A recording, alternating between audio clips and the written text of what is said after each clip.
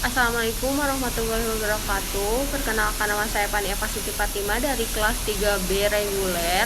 Kali ini saya akan mereview kembali pertemuan kedua Hukum Administrasi Negara yang disampaikan oleh Dr. Haji Dedi Mulyadi SHMH dan asisten dosen M. Rendi Ardayandi SHMH. Pertemuan kedua kali ini menjelaskan tentang Hukum Administrasi Negara Indonesia. Menurut beberapa para ahli, yaitu Van Apeldoorn, HAN atau Hukum Administrasi Negara adalah keseluruhan aturan yang harus diperhatikan oleh para penguasa yang disertai tugas pemerintahan dalam menjalankan tugasnya. Sedangkan menurut G. Pringgodigo, pada dasarnya menekankan bahwa hubungan kekuasaan eksekutif dan kekuasaan administratif itu dipegang oleh presiden.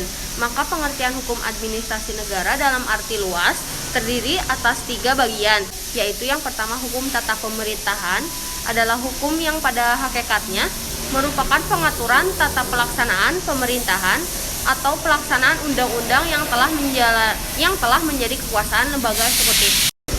Yang kedua, hukum administrasi negara dalam arti sempit, yaitu hukum yang mengatur perihal pengurusan kerumah tanggaan negara secara intern.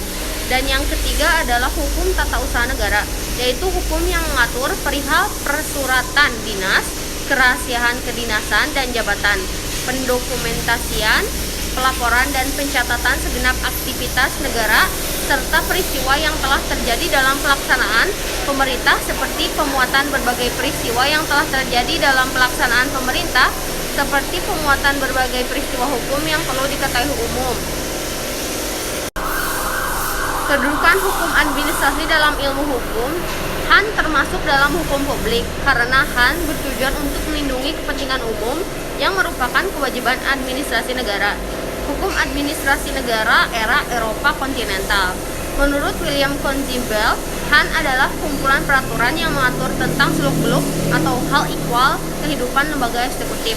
Definisi tersebut mengandung 3 unsur, yaitu unsur ke-1 kumpulan peraturan hukum, yang kedua hal ikhwal kehidupan lembaga eksekutif, dan yang ketiga seluk-beluk ini hanya dititik beratkan pada lembaga eksekutif. Objek HAN yaitu ada 2. Yang pertama ada pemegang jabatan dalam negara atau alat-alat perlengkapan negara dan warga masyarakat, atau aparat pemerintah atau pejabat atau pemegang jabatan yang menjalankan tugasnya untuk kesejahteraan umum, sehingga selalu berhubungan dengan masyarakat.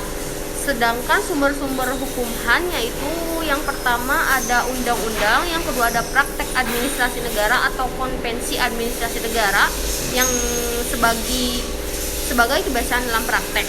Yang ketiga ada jurisprudensi, dan yang terakhir ada doktrin atau pendapat para pakar yang terkemuka. Ketentuan-ketentuan HAN sulit dikodifikasikan karena yang pertama perubahan dalam bidang HAN terjadi dengan cepat. Yang kedua pembentukan dan pembuatannya tidak dalam aturan satu tangan. Menurut teori Dwi Praja dari Donner bahwa administrasi negara dalam menjalankan pemerintahan itu dilakukan dalam 2 bidang yang berbeda-beda, adalah yang pertama tugas politik, yaitu bidang yang menentukan tugas negara. Yang kedua tugas eksekutif, yaitu bidang yang menjalankan tugas yang telah digariskan dalam tujuan negara. Sampai di situ review dari saya. Mohon maaf bila ada salah kata. Wassalamualaikum warahmatullahi wabarakatuh.